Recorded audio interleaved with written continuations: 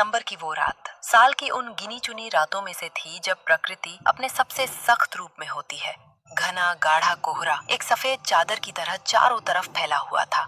रात के 1:30 बज चुके थे और बिसंडा कस्बे का वो अधूरा उपेक्षित बस स्टैंड किसी डरावनी फिल्म के सीन जैसा लग रहा था।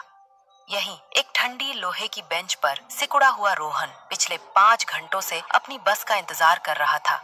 शहर के एक अच्छे कॉलेज से छुट्टियों में अपने छोटे से गांव लौटते हुए उसने कभी नहीं सोचा था कि उसका सफर इस तरह अनजान इंतजार में बदल जाएगा। उसका सब्र अब जैसे जमने लगा था। उसने एक बार फिर उम्मीद से पूछताछ खिड़की की तरफ देखा। खिड़की के पीछे बैठा मोटा अधेड़ उम्र का क्लर्क, जिसकी आंखों पर मोटे शीशे वाला चश्मा था, अपनी पुरानी सी डायरी में कुछ लिखने का नाटक कर रहा था। रोहन कई बार उससे बस के बारे में पूछ चुका था और हर बार वही ठंडा रटा रटाया जवाब मिला था। बाहर कोहरा देखो, पहाड़ी रास्ता है, ड्राइवर जान जोखिम में नहीं डालेगा। जब बस चलेगी खुद बता देंगे, यहाँ खड़े होकर भीड़ मत लगाओ। उसका लहजा ऐसा था जैसे रोहन की मौजूदगी ही उसके लिए सिरदर्द हो। ये बस स्टैंड खुद में एक कहानी था, लापरवाही और सरकारी अनदेखी की। पीली पड़ चुकी दीवारों से जगह जगह प्लास्टर झड़ चुका था, जिससे अंदर की ईंटें साफ दिख रही थी। छत पर लगी इकलौती ट्यूबलाइट बार बार ऐसे झपक रही थी जैसे किसी बीमार इंसान की आखिरी सांसें चल रही हों, जिससे परछाइयां पल पल बनती और मिट जाती थीं। कोने में राम भरोसे टी स्टॉल नाम की एक छोटी सी गुमटी थी, जिसके शटर पर बड़ा सा ताला लटका था। हवा में नमी, बासी चाय और गीली मिट्टी की मिली जुली गंध तैर रही थी। खामोशी इतनी गहरी थी कि रोहन को अपने दिल की धड़कन और सांसों की आवाज साफ सुनाई दे रही थी। उसने अपनी मोटी जैकेट का कॉलर ऊपर किया और जीन्स की जेबों में हाथ डालकर खुद को और सिकोड़ लिया। उसने माँ को फोन करने के लिए मोबाइल निकाला, लेकिन स्क्रीन पर नो सर्विस देखकर उसका दिल बैठ गया। उसने एक गहरी ठंडी सांस ली जो मुंह से निकलते ही भाप बनकर उड़ गई। तभी पहली बार उसे अजीब सी घबराहट महसूस हुई। उसे लगा जैसे इस कोहरे के पीछे कोई मौजूद है, कोई जो उसे लगातार देख रहा है। एक ऐसी नजर जो उसे बेचैन कर रही थी। उसने झट से गर्दन घुमाकर चारों तरफ देखा, लेकिन वहाँ कुछ भी नहीं था। बस थोड़ी दूरी पर 3-4 आवारा कुत्ते ठंड से बचने के लिए आपस में सटे हुए पड़े थे। शायद मेरा वहम है, अकेलापन और ये डरावना सन्नाटा दिमाग पे असर डाल रहा है।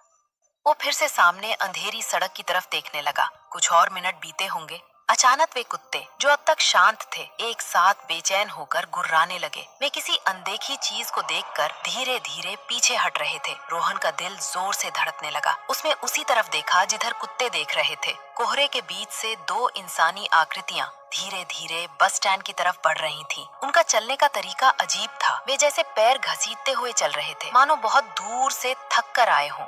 जैसे जैसे वे पास आए, रोहन की बेचैनी डर में बदलने लगी। वे एक लड़का और एक लड़की थे। उनके कपड़े पुराने और फटे हुए थे और पूरी तरह भीगे हुए लग रहे थे, जो इस जमा देने वाली ठंड में किसी को भी बीमार कर सकते थे। वे आकर रोहन से 2 बेंच छोड़कर एक अंधेरे कोने में बैठ गए। न उन्होंने आपस में कुछ कहा, न ही रोहन की तरफ देखा। वे बस सामने खाली जगह में देखते रहे। लड़के की उम्र मुश्किल से 20-22 साल की होगी और लड़की शायद 18 की। उनके चेहरों पर मायूसी और एक अनकहा डर साफ दिख रहा था। रोहन ने अपनी आंखें और चौड़ी कर ली। वो लड़का और लड़की जो बस स्टैंड पर बैठे थे, अब धीरे धीरे फीके पड़ने लगे। उनकी त्वचा सफेद और ठंडी हो गई थी और उनके चेहरे की मासूमियत के पीछे एक अजीब खालीपन और मौत की ठंडक दिखने लगी। रोहन को लगा जैसे उनके आंखों के अंदर कोई और मौजूद है। तभी एक ठंडी हवा की लहर चली और बस स्टैंड की दीवारों से अजीब सिसकने और फुसफुसाने की आवाजें आने लगी। रोहन ने चारों ओर देखा, लेकिन कोई दिखाई नहीं दे रहा था। सिर्फ भूतिया परछाइयां दीवारों और झाड़ियों में झूल रही थीं। वो लड़का और लड़की अचानक उठे, मगर अब उनकी चाल सामान्य इंसानों जैसी नहीं रही। उनके पैर जमीन को छूते हुए धीरे धीरे जमी हुई मिट्टी में धंसते जा रहे थे। रोहन का दिल जोर से धड़कने लगा। उसने एक कदम पीछे हटने की कोशिश की, लेकिन उसके पैरों ने जवाब नहीं दिया। कोहरे के बीच से अब और भी अजीब आकृतियां उभरने लगी। कुछ के हाथ कटे हुए थे, कुछ की आंखें अंदर धसी हुई थी और कुछ का चेहरा आधा गल चुका था। वे सब बस स्टैंड की तरफ बढ़ रहे थे, मगर उनकी चाल धीमी और दमनकारी थी, मानो हर कदम के साथ हवा भारी होती जा रही हो। नहीं, ये असली नहीं हो सकता, रोहन फुसफुसाया। तभी वो लड़की अचानक रोहन की तरफ देखने लगी। उसके आंसू अब सिर्फ पानी नहीं थे, बल्कि काले धब्बों और धुएं में बदल गए। उसकी आवाज अब सामने से नहीं, बल्कि कानों में घुसकर दिमाग हिला रही थी। भैया, तुम्हें भी हमारे साथ जाना होगा, उसने धीमे पर ठंडी आवाज में कहा। लड़का भी पलटा। उसकी आंखें अब सिर फिरे लाल रंग की थीं और होंठ से निकल रही चीख हवा में गूंज रही थी। हम इंतजार नहीं कर सकते, उसने कहा।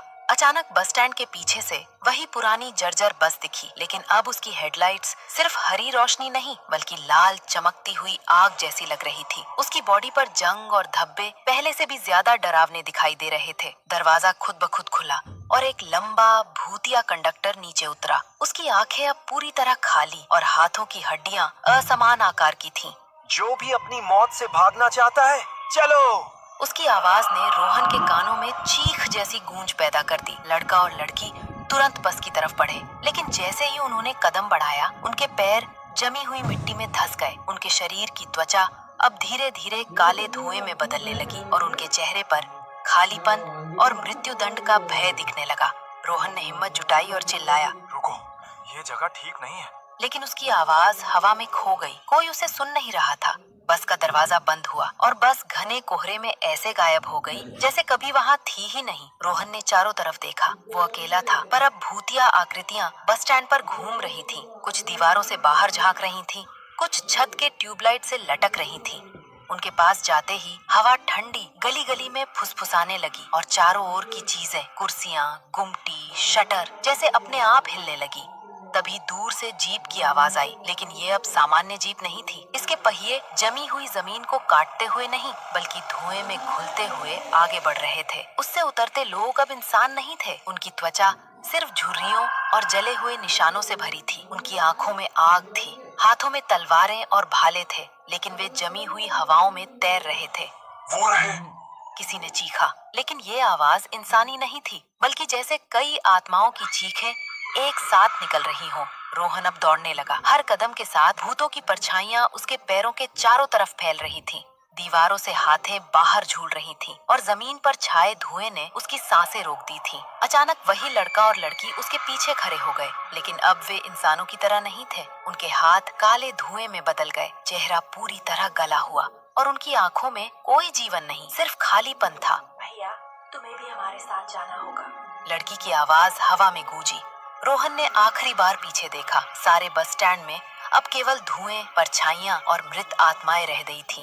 वो दौड़ता रहा। हर कदम के साथ भूतिया आवाजें, चीखें और फुसफुसाहटें बढ़ती जा रही थी। उसके सामने वही जर्जर बस धीरे धीरे कोहरे में उभर रही थी। रेड ग्रीन लाइट्स झिलमिला रही थी और कंडक्टर की हड्डियों वाली आकृति खड़ा था। रोहन ने आखिरी बार हाथ बढ़ाया और सर कुछ गायब हो गया। बस स्टैंड खाली था, कोहरा छट चुका था, लेकिन रोहन जान गया ये सब खत्म नहीं हुआ। बस स्टैंड अब भी जीवित था और